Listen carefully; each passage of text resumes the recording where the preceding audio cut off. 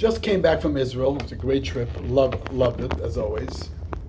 And there's so many different things that I love about Israel. But one of the things is when you go to Israel, you see Friday night at the Kotel, or could be walking in Jerusalem or Tzfat or Tel Aviv. You look around, you see many people walking in the streets, and people from all over the world.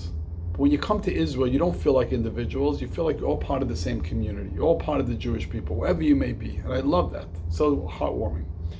But then when you stop someone, you start talking to them, you say, where are you from? They could be from California, from Florida, from Russia, from Ukraine, from Australia.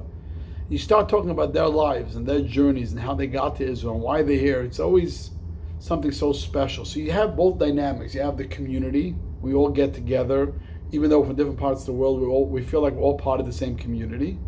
And then when you start talking to individuals, you also realize that each person is individual. One of the places I really saw, the place I've never gone before, is a place called Shalva. Look it up, Shalva, an amazing I think Shalva.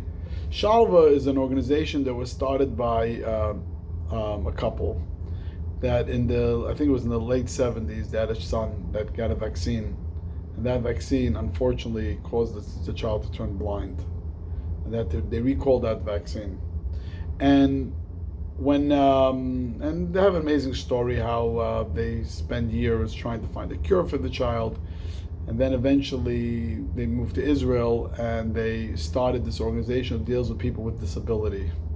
Today, any disability, it can be cognitive disability, physical disabilities. Today they have a building right in Jerusalem, over maybe 200,000 square feet, where it does programs throughout the day and the afternoon with thousands and thousands of people and children get service throughout the year. One of the things, so it's impressive, I met the people that started it, very amazing person. He actually made a book, just bought his book, I forgot the name, Dreams, very inspirational people.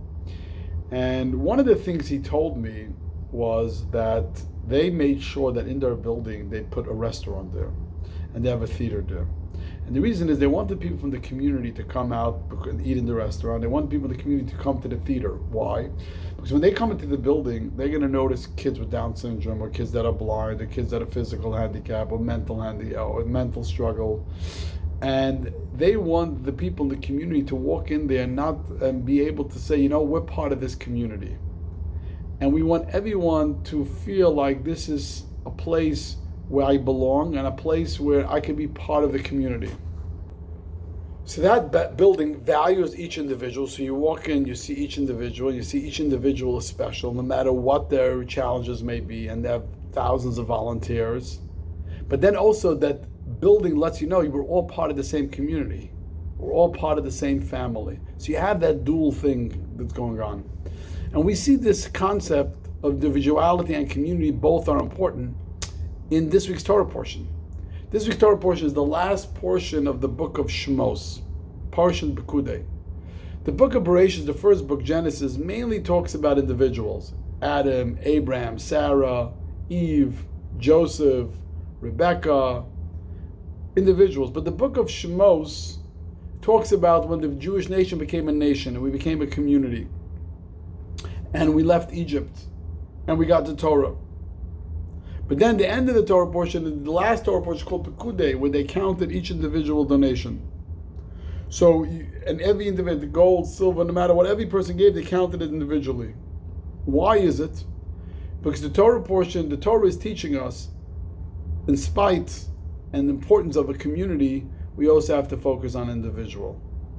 And this is something that we see, especially in the Jewish world, where we come together as a community. Look what's happening now, the unfortunate tragedy that's going on in Ukraine, where you see the Chabad rabbis are getting together with their communities and helping them with miraculously first take care of them and then getting them to bringing them to safety.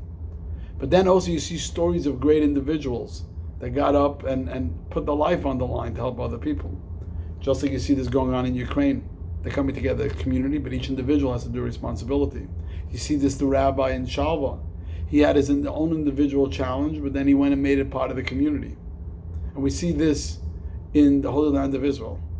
And this dual dynamic of community, being part of a community, and then but also as an individual, getting up and doing our responsibility, That is what Judaism teaches us.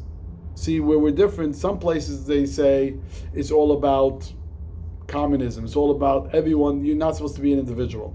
Some people say capitalism. No, forget about everyone else and just take care of yourself. Judaism has the dual perfect fit. On one hand, we have to be thinking about the community, being there together as a family, and feel like everyone's struggle is my struggle, everyone's happiness is my happiness. You see that so powerful in the Jewish community. When we see there's a struggle in Ukraine or another part of the world, we all chip in, we all get involved.